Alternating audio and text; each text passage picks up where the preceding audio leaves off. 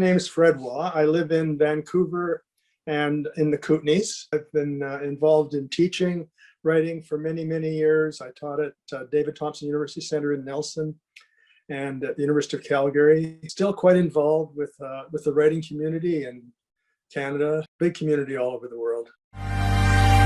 It's a book that started actually with a request from B.P. Nicol, who was editing, he and Frank Davey were editing a series of Open Letter magazine way back in the early 80s. He put a call out to writers to write something about notation. My training is basically in music, or my background was in music, and so I've always approached composition with language as a kind of musical process, and I'm very interested in improvisation. I improvised 5 pieces there that sort of responded to the whole idea of notation and in writing music or poetry or whatever. And it just took off as a kind of form. It was mostly prose poem kind of stuff with run-on sentences and no grammar. And I wasn't too interested in trying to get a meaning in there so much as get a sound and get a kind of rhythm going in the language. And I used it as a form to respond to other writing, to art, and to music. I'm not very good at writing essays, and I kind of didn't like writing prose, so I used this as a kind of fake way to criticize or to critique, to respond to my cultural context, I guess. So it started way back in the 80s, and it just kind of went on and on. It was published first as a little book called Music, the Art of Thinking, and then a second volume of it was called Ali Ali Home Free. And then 20 years later, Kevin Williams at Talon Books said, well, let's try to collect all this together because those 2 books were out of print. So we've put them together into this book, which is about 170 different pieces of prose poems. And they just go all over the place. My first book's called Lardo, and Lardo is a geographical area at the north end of Kootenay Lake. I spent one summer up there doing timber cruising. What happened in terms of my writing was that not so much the book itself, but kind of the writing around that place really focused my attention on where I was. And in other words, I got to be more interested in literally the place I was in rather than kind of using a poem to, sentimentalize or to address questions of sentiment and feeling and so forth, as much as I could address where I was living. And this was kind of inspired by a poem I had read by Gary Snyder called Rip Rap. And it's a book about, rip rapping is how you kind of build a bank around a trail so that it doesn't slough in. And so you use rocks or trees or whatever to build up this bank. And I had done this, and I thought, wow, when I read Snyder's poem, I thought, gee, you can actually write about what you do in where you live.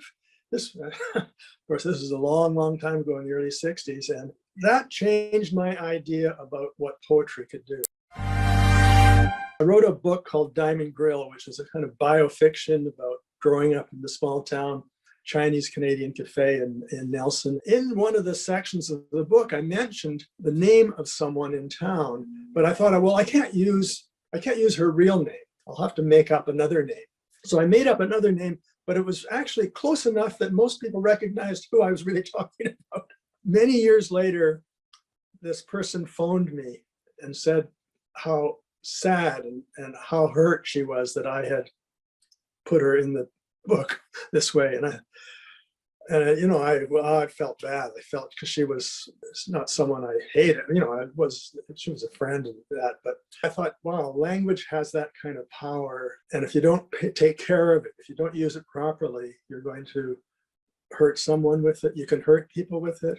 That was a little shocking to me that language has that ability. Major ones for me was Robert Croce. Phyllis Webb early on was very influential, a very important writer for me. Robert Croce's attention to the whole form of the long poem, the Canadian long poem. Nicole Brassard in the 70s, Coach House Press in Toronto published a series of things called Blue Books, and they were all translations of Quebec poets, Quebec writers. And Nicole Brassard was translated, and the translations were stunning. I don't speak French, and so I couldn't know, but I got a sense of her poetics and her ability to play around in language, and it proved out to be true. She became a good friend, and we've talked for many years about that.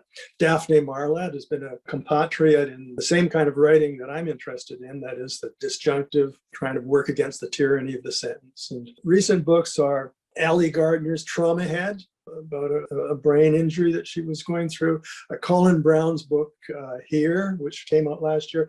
An incredible, thoughtful, reflective, and intelligent treatment of place and Northwest Coast mythology and storytelling and so forth. I was really interested in most recent book by Steve Collis called The Theory of Rain.